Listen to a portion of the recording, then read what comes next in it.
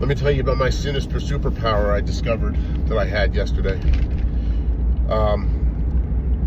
Did you know that I can come to your property and meet with you and force you to build a deck on your property that you don't want without a permit?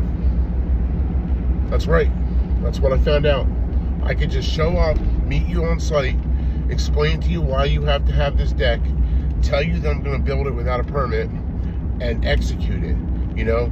But listen, there's an upside to it.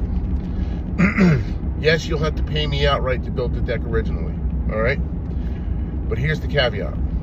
You can then, for the next 3 years, rent this house out and get more money on a weekly basis because you rent it as a vacation rental home in a prominent vacation area, and you can therefore make money on it, right? It'll help you increase the value of your actual rental experience. And then what I discovered was the problem is that 3 years later, if you decide to try to sell said house with this deck, the town is going to tell you that you didn't pull the proper permits for it, and they're going to tell you that now you have to modify the deck.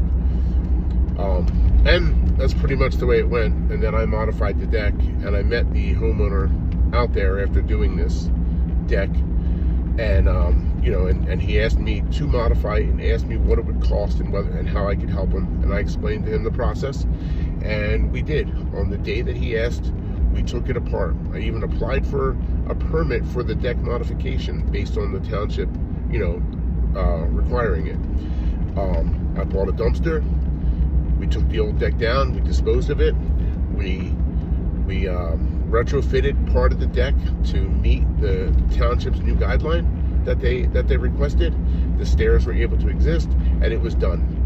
And then I sent him an invoice for the change, for what he had asked for.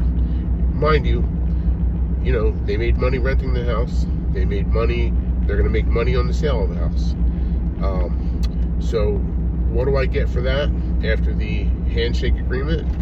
I get a letter in the mail from an attorney stating that if I proceed with any action further trying to collect what's owed to me, they will seek legal action against me and sue me for the variance that he was unable to obtain because of a shitty neighbor, and any other hardships that they've endured as a result of me building this illegal deck that they didn't even want. Crazy, right?